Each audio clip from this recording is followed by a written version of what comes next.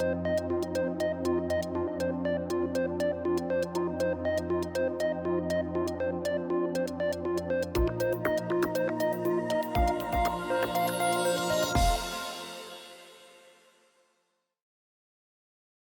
little background on Jonathan Araujo Redbird before we begin. He is a band member of the Saugeen First Nation, which is part of the Saugeen Ojibway First Nation. He is an entrepreneur. He is a finance professional. He has a variety of different experiences, both as an entrepreneur and as an advisor to different organizations. He has been been and developed into quite a leader in his area, and as a member of the First Nation communities within Canada and in North America. He is an impact investor, and he's a very thoughtful thinker on this subject. I'm glad he's here. I'm glad he's here to share his insights with us. And I am very, I'm proud to call him my friend as well. So with that, I'm going to turn it over to Jonathan to have a little talk about how he sees impact investments within the context of investing for 7 generations. Miigwech. Thank you, John. Miigwech. Ani Gitchimanido, Winnibojo, Giwaden, Indigenous Cause, Wabaiji, and Dedodam, Saugeen, Ojibway, Anishinaabe, and Donjaba. First, I'd like to acknowledge the Great Spirit, Gitchimanido, and the first Anishinaabe to walk these lands of North America, Nanabojo. I'd like to acknowledge and pay homage to the spirit of creation, the land, the water, our mother, the earth, and the fire that's within us all. That fire that connects us and enables us to do great things. My name is Giwaden, or Northwind. My government name is Jonathan. I am Martin Clan, which are the warriors of the people, which the direct translation in Anishinaabe is big-hearted ones. I come from a lineage of traditional leaders from Saugeen Ojibway territory in Southern Ontario, and I've spent the last 17 years of my life learning about money. And now I find myself as the president and CEO of an investment corporation for my First Nation, overseeing 140 million in assets. In the past, I've worked with insurance companies, mutual funds, mortgage investment corporations, exempt market dealers, private funds, public companies, investment banks, and accredited investors. I have a master's in management, innovation, and entrepreneurship from Queens. And I grew up in government-funded housing in the GTA, surrounded by poverty and the things that come with poverty. As a young person, I often ask myself why the original peoples of these lands were living in such poverty, while immigrants were owning homes, owning lands, and building businesses. Ultimately, I was told it's because of Zhonya, which is our Anishinaabe word for the tool of exchange called money. Money is a very foreign concept to Indigenous peoples, as we did not have a third-party entity to commerce, such as banks, monies, and stock markets. Therefore, it became my passion to learn about money. And this publicized idea of the American dream. Throughout my career, I sat in penthouse boardrooms in Madison Avenue in Manhattan with international men of wealth. I've had feasts with members of royal families on Hollywood Boulevard in Los Angeles, to attending private corporate mansion parties in Las Vegas with executives of public companies. At the same time of learning about the dominant culture's American dream, I've also traveled to over 250 First Nation communities across North America. I've lived with the Maoris in New Zealand, learning from two sovereign nations, Waikato Tainui and Naitahu. Over the last decade, I've been gifted with the experience of these two worlds to the full extent of excessive wealth and sickening poverty. Today, we're dealing with environmental crisis from overconsumption and overcapitalism. John Trudell, former chairperson of the American Indian movement, stated, "The human beings, the people, see the spiritual in the natural through sense and feeling. Everything is related. All the things of earth and in the sky have spirit. Everything is sacred."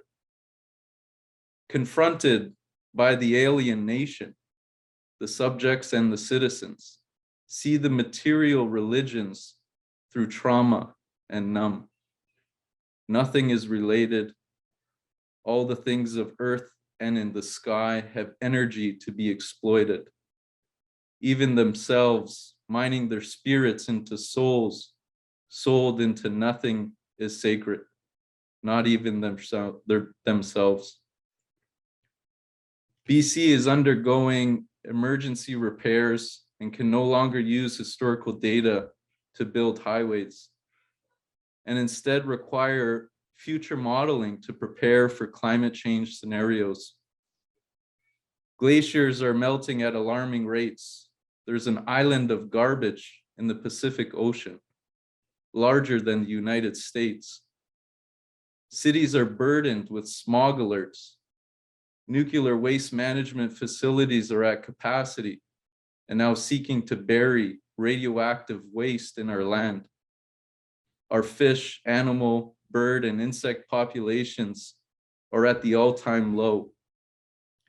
Our farmlands turning to dust from monoculture and overuse of toxic fertilizer. And our people are dealing with obesity, stress, mental health, autoimmune disease, and cancer like never before.